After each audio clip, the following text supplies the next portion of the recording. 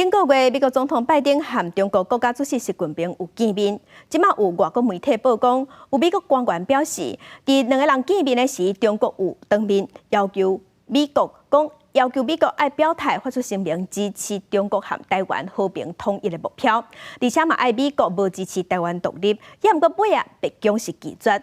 北京的国安会是表示，中国想要统一已经讲真久啊，一若美国的一中政策并无改变，美国嘛无支持单方面改变台海的现状。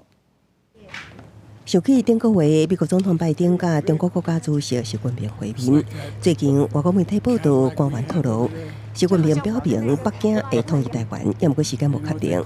中国甚至要求拜登爱声明支持中国台湾和平统一，无支持台独。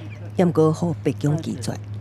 从拜登总统、布林肯国务卿，以至于相关资深官员历次的表述都是一贯的，即是美国反对任何一方片面改变台海现状，两岸旗舰应以和平方式解决，台海和平稳定符合全球各方利益。外交部对此也表示肯定与感谢。咱国外交部对美国反对单方面改变台海现状等讲法表达感谢。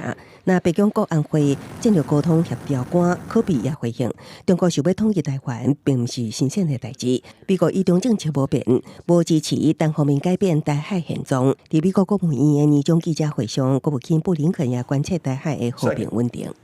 We will continue to engage with China from a position of strength, and we're working together to address them. We're deepening cooperation and coordination between NATO and our Indo-Pacific allies. These efforts have allowed us to engage more effectively when tackling areas of concern, like China's course of trade and economic practices, peace and stability in the Taiwan Straits, and the East and South China Seas, and human rights.